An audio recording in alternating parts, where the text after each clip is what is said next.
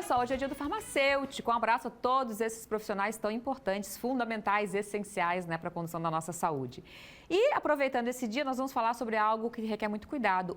A automedicação é um hábito comum entre os brasileiros, mas pode trazer riscos sérios à saúde. E no verão, esses perigos podem ser ainda maiores. Altas temperaturas, desidratação e exposição ao sol podem alterar a ação dos medicamentos no organismo e até mascarar sintomas importantes, como os de uma insolação ou infecções mais graves. Para entender por que a automedicação é perigosa, quais os riscos específicos no verão e como usar medicamentos com segurança, a gente conversa agora com a farmacêutica e professora universitária Lilian Caroline Bonen. Lilian, muito obrigada por ter vindo. Parabéns, né? Muito obrigada. Para você e para todos os farmacêuticos, como eu falei lá no começo. É uma profissão bem antiga, né? Sim. E imagina quantas transformações com essa ciência ao longo do tempo, né? É verdade. Olha só, vamos falar um pouquinho de automedicação, né? Que existem os profissionais para a gente não se automedicar. Certo. Por que ela gera tanto risco à nossa saúde? Porque às vezes a gente pensa só um remedinho aqui ou mais um remedinho ali, né? Mas é muito perigoso, né? Sim. Então, a automedicação é todo aquele ato que a gente utiliza um medicamento sem uma prescrição, né? Sem uma orientação de um profissional de saúde. E ela, sim, ela gera riscos, porque muitas vezes, por mais que o medicamento ele é vendido na farmácia de venda livre, que a gente fala, né? Ele é um medicamento que, sim, ele pode trazer riscos à nossa saúde, sem dúvidas. Quais são os erros mais comuns que as pessoas cometem a fazer a automedicação?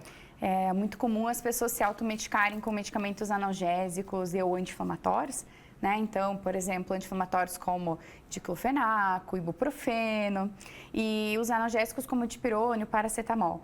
E muitas vezes eles estão atrelados a outros riscos, né? Então vamos imaginar agora no verão, né? Um momento em que a gente muitas vezes tem uma hidratação um pouquinho menor, devido ao calor, a gente deveria até aumentar um pouco mais a nossa hidratação. É que a gente desidrata mais rápido, né? Exato. E aí utiliza, por exemplo, um medicamento anti-inflamatório que tem interação, né? Na sua eliminação, ele é feito pela função renal.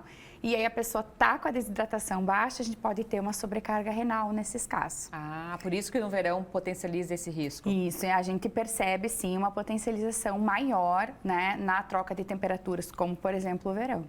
Por outro lado, né, quando a gente fala de verão, de calor, a gente já pode falar, não estava nem previsto aqui, mas o armazenamento também é importante, né? Com certeza, né? Toda vez que a gente vai viajar ou troca de ambiente, o armazenamento é muito importante. Os medicamentos, eles possuem uma estabilidade que é decorrente à temperatura. Então, cada medicamento ele é estudado, a temperatura em que ele deve ser conservado. E aí, eu sempre recomendo, né, para o pessoal de casa, então, tentar levar alguma bolsinha térmica que tenha proteção, não deixar em nenhum momento exposto diretamente ao sol, porque todas essas alterações de temperatura podem danificar a qualidade do medicamento e interferir no tratamento também. Essa interferência no tratamento, ele pode ficar ineficaz ou pode dar alguma outra interação?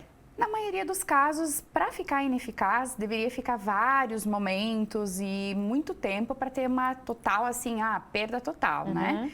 Então, é uma coisa mais gradual. E em algumas vezes nem é sentido naquele momento, mas a longo prazo isso pode ter dar uma interferência, sim, no tratamento. Sobre a automedicação em si, a gente falou aqui de alguns remédios para febre, para dor, eles acabam mascarando também os próprios sintomas, outras doenças, né? Como é que funciona? Sim, isso acontece bastante. Por exemplo, no verão, as pessoas acabam tendo mais infecções, né? Ou intoxicações com diarreia e elas vão à farmácia e acabam se automedicando muitas vezes, né? E aí isso pode mascarar. Por exemplo, está com uma diarreia e utiliza um medicamento que diminua a dor. Isso pode mascarar a diarreia e o processo infeccioso, que acaba não evoluindo da mesma forma, porque você está mascarando, né, ali os sintomas que a doença estaria causando. Fora também a questão do uso recorrente, né? A gente sabe que alguns remédios, como antibiótico, por exemplo, requer a receita médica. Certo. Mas nem todo médico tem o teu histórico, né? Então, assim, é importante avisar o médico e é importante não ficar tomando antibiótico muitas vezes. Por quê?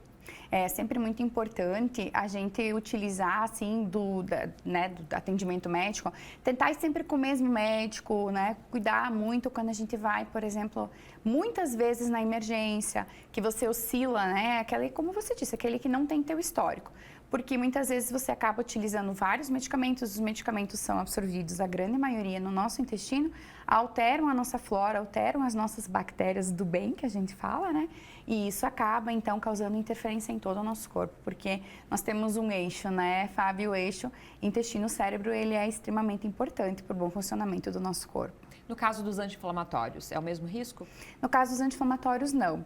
Os anti-inflamatórios, eles estão mais atrelados a problemas hepáticos, que é o caso do paracetamol. Ele é um medicamento hepatotóxico, então ele, por mais que pareça inofensivo, ele deve ser utilizado com cautela.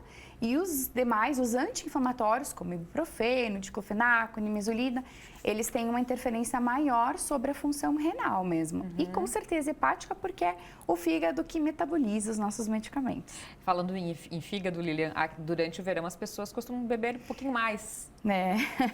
Né? Combina, parece. Ou nas festas que já passaram, mas né, Claro. tem pessoa de férias, principalmente férias, Sim. né? Porque deve estar um pouquinho mais livre, né? Não precisa dirigir, não precisa trabalhar.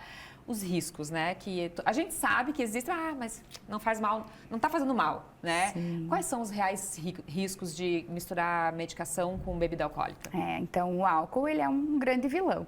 Por mais que ele é associado ali ao dia a dia, né? A felicidade, muitas vezes, festas, não existe uma dose segura do consumo do álcool.